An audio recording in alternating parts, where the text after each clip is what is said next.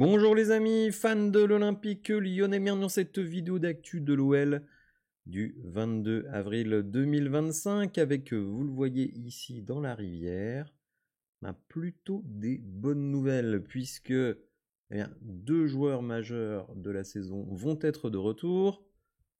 Matic dans un premier temps et Tolisso qui pourrait rejouer cette saison.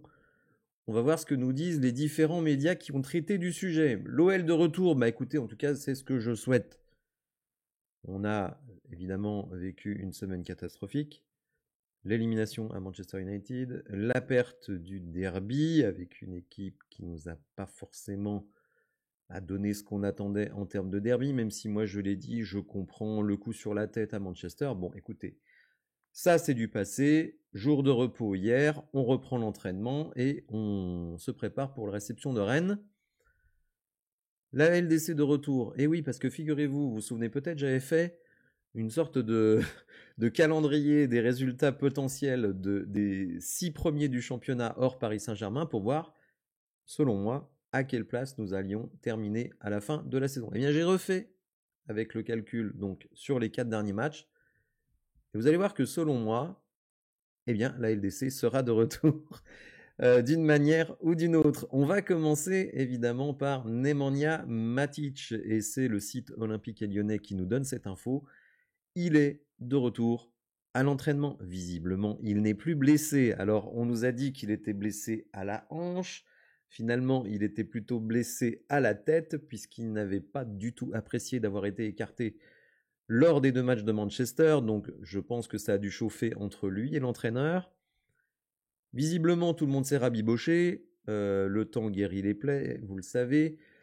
Je pense aussi que comme John Textor est à Lyon, eh bien, il a dû recevoir Matic, peut-être avec Fonseca, je n'en sais rien. Là, vraiment, c'est ce que j'imagine qui a pu se passer. En tout cas, moi, si j'étais boss de l'OL, je dirais à Matic, écoute, Nemanja, tu n'as pas joué, t'es déçu, face à ton ancien club, etc. Mais bon, tu es un des leaders de cette équipe, il nous reste 4 matchs, il faut aller chercher la Ligue des Champions, on a besoin de toi, Tolisso est blessé, etc. etc. Donc, je pense que ça s'est joué comme ça, et puis bon, Matic, il est quand même bien payé, Matic, hein, donc moi je veux bien qu'il soit vexé, mais il faut quand même qu'il fasse ce pourquoi il est payé. Donc écoutez, il est de retour, ça ne garantit pas qu'il joue contre Rennes.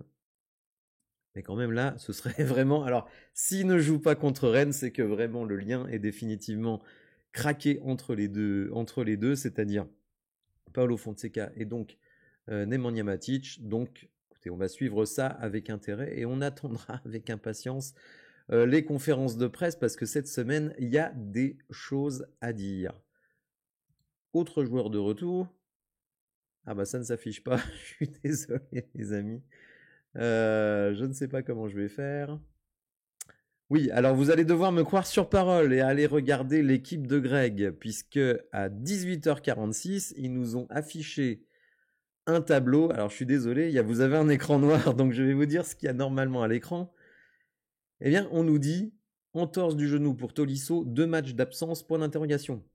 Ce qui veut dire qu'il manquerait le match de Rennes, la réception de Lens, mais qui serait de retour potentiellement pour Monaco. C'est une petite entorse qu'a Tolisso. Alors moi qui ai eu des entorses de genoux quand je faisais du basket, une entorse de genou, ça dépend de la gravité. Ça peut aller d'une semaine d'arrêt à 3 semaines d'arrêt. Donc ce qui est dit là ne me surprend pas tellement. Je pensais que sa cheville serait quand même beaucoup plus endommagée. Visiblement, ce n'est pas le cas. L'équipe n'est pas la seule à nous dire donc Tolisso pourrait être de retour, puisque c'est RMC Sport qui nous dit ici donc les ligaments ne sont donc pas touchés pour l'international français qui pourrait rejouer avant la fin de la saison, même s'il est encore impossible de dire à l'heure actuelle de donner une durée d'indisponibilité précise. Mais bon, l'équipe, et faites-moi confiance, vous pouvez avoir l'équipe de Greg, et vous verrez donc à partir de 18h46 on nous annonce 2 matchs d'absence pour Tolisso avec un point d'interrogation. Donc c'est pour ça, il n'est pas totalement exclu que Tolisso soit de retour d'ici la fin de la saison. Bon, on va repasser à l'écran principal. Je ne m'attendais pas à ça parce que moi je le vois, ce que je vous dis. Mais je pense que Canal+ doit avoir des bloqueurs quand on fait des captures d'écran. Enfin bon, bref, je ne vais pas rentrer dans les détails, mais je pense que vous me faites confiance. Enfin, en tout cas, je l'espère.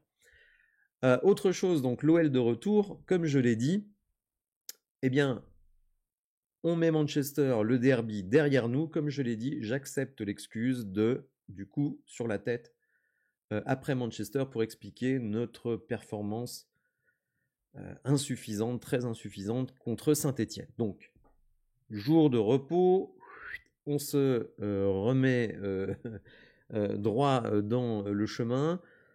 Donc moi, j'attends effectivement, avec Textor, avec Paulo Fonseca, eh bien qu'on rappelle aux joueurs quand même qu'ils sont bien payés, qu'ils ont une mission et que cette mission, c'est d'atteindre l'objectif qui est de se qualifier pour la Ligue des Champions. Donc moi, j'attends vraiment une réaction face à Rennes. Hormis Tolisso et Nuama, bon, ce n'est pas rien, évidemment, même si, à mon avis, c'est moins grave de perdre Nuama que de perdre Tolisso, mais on leur souhaite évidemment à tous les deux un bon rétablissement. Moi, je pense quand même qu'on peut battre cette équipe de Rennes, qui effectivement est sur une meilleure dynamique, mais par contre, si elle bat les équipes du bas de tableau, elle ne bat pas les équipes du haut de tableau. Donc, a priori, on est encore dans le haut de tableau.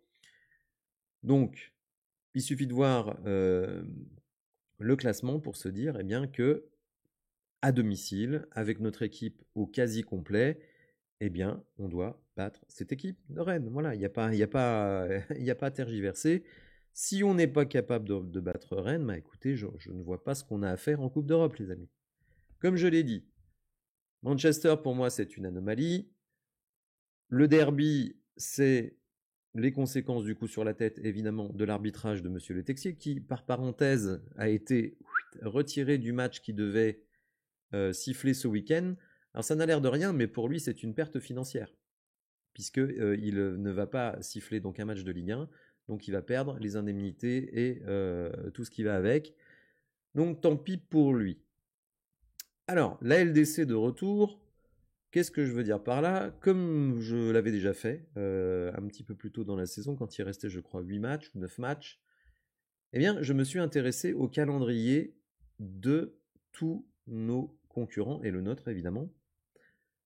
Sur les 4 derniers matchs, donc on voit le classement actuel ici, donc 2 pour Marseille, 2e, 3e Monaco, 4e Lille, 5 Nice, 6 Lyon et 7 Strasbourg.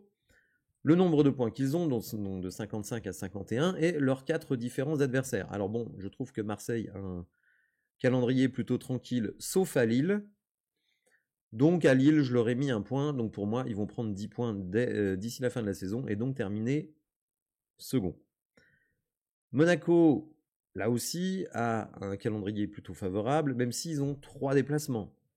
Alors face à des équipes comme Saint-Étienne et Le Havre qui jouent leur maintien. Donc c'est pas forcément facile et on peut penser que Saint-Étienne quand même a pris confiance. Idem pour Le Havre, il va falloir batailler, donc c'est pas non plus gagné d'avance, je veux dire, pour Monaco. Évidemment, ils nous reçoivent. Et ce match, comme je l'ai toujours dit, ce sera la finale de la fin de saison pour la qualification en Ligue des Champions. Donc je leur ai donné 8 points, considérant qu'on ferait match nul chez eux et qu'ils feraient match nul à Lens. Mais ils peuvent très bien perdre des points à Saint-Étienne ou à Havre. Hein. Bon, sur le papier, évidemment, les deux équipes, il n'y a pas photo. Mais bon, la détermination, etc., parfois les Monégasques, ils viennent jouer un petit peu en tongue. Et comme il y aura aussi chez eux énormément de joueurs qui vont quitter le club à l'intersaison, que le club se qualifie pour la Ligue des Champions ou pas, finalement, il y en a beaucoup qui s'en foutent. Pour Lille, ils se déplacent à Angers, ils reçoivent Marseille, ils vont à Brest, ils reçoivent Reims, donc je leur ai mis 8 points également. Je ne pense pas qu'ils gagnent à Marseille, donc je leur ai donné 1 point, mais j'y crois pas trop. Non, ils reçoivent Marseille, pardonnez-moi. Ils se déplacent et ils vont à Brest. Bon, Brest, c'est une équipe qui est toujours embêtante à jouer, donc je leur ai mis 8 points. N'hésitez pas évidemment à faire ces calculs-là avec ce tableau et me dire quel sera selon vous le classement final. Nice, Nice a le calendrier peut-être le plus difficile puisqu'il se déplace à Paris Saint-Germain, à Rennes, ils reçoivent Reims, bon là ça devrait passer tranquille, et ils reçoivent Brest. Donc eux, je leur ai mis 9 points, évidemment 0 contre le PSG. Et enfin, on passe à l'Olympique Lyonnais. L'Olympique Lyonnais, donc, qui reçoit Reims, qui reçoit Rennes, pardon, qui reçoit Lens, va à Monaco. Donc là, j'ai mis 1 point à Monaco. Et donc, réception de Angers. Donc, je nous ai mis 10 points. Voilà, on verra ce que ça donne. Et donc, Strasbourg, qui est à égalité de points avec nous et Nice, qui va recevoir le Paris Saint-Germain, reçoit Saint-Etienne, va au Havre et reçoit le Havre. Là aussi, ils reçoivent le Paris Saint-Germain et deux potentiellement équipes qui se battent pour le maintien. Donc, là aussi, ce n'est pas, je dirais, gagné pour eux. Alors évidemment, ça fait un classement final qui est très très serré, puisque Marseille, 65 points, serait deuxième. Monaco, troisième. Nous, quatrième avec 61 points, à égalité avec Lille, mais on a une meilleure différence de but qu'eux. Sixième, on retrouverait Strasbourg, donc qui ferait la Coupe d'Europe, et septième, Nice, donc qui serait un petit peu le dindon de la farce. Par contre, parce que j'ai quand même envisagé quelque chose, si nous gagnions à Monaco, à ce moment-là, on finit troisième, et Monaco finit quatrième. Donc vous voyez, dans mes projections, quatrième, donc c'est tout de barrage pour se qualifier pour la Ligue des Champions, et si on gagne à Monaco, c'est-à-dire les 4 derniers matchs, eh bien on finirait troisième, à égalité avec Lille, mais avec une meilleure différence de but. Donc, écoutez, rien n'est perdu. Il reste 4 matchs, c'est la dernière ligne droite. J'espère que la direction, qu'elle soit la direction administrative, donc avec Textor, avec Mathieu Louis-Jean, la direction, enfin, le staff technique, réussissent à mobiliser nos joueurs, qui ont des bons salaires quand même. Hein. Je veux bien croire qu'ils pensent à la saison prochaine, que voilà, ils soient déçus de Manchester, etc., etc. Mais maintenant, c'est fini, c'est derrière nous. Donc, qu'ils fassent ce pourquoi ils sont très bien rémunérés et atteindre l'objectif du début de saison. L'objectif du début de saison, ce n'était pas de gagner la Ligue Europa, c'est venu en cours de compétition. L'objectif du début de saison, et c'est en conformité avec le budget du club et des sommes qui ont été dépensées, de la masse salariale et tout ce que vous voulez, c'est d'être en Ligue des Champions, donc finir troisième, au pire quatrième, sachant que vous avez 2 tours de barrage, donc c'est pas si facile que ça, sauf si le Paris Saint-Germain gagne la Ligue des Champions. Ce qui n'est pas complètement exclu. Si le Paris Saint-Germain gagne la Ligue des Champions, ça ouvre une place de qualification directe, sauf erreur de ma part, les amis, parce que je dois vous dire que les reversements dans les différentes Coupes d'Europe en cas de victoire d'un tel et d'un tel, c'est un cauchemar. Mais je pense, je dis bien, je pense que si le Paris Saint-Germain gagne la Ligue des Champions, ils sont qualifiés pour la Ligue des Champions l'année prochaine puisqu'ils sont vainqueurs de la Ligue des Champions. Et donc, selon moi, mais là je ne peux pas le garantir, eh bien les 3 suivants seraient qualifiés directement. Ça me paraît logique.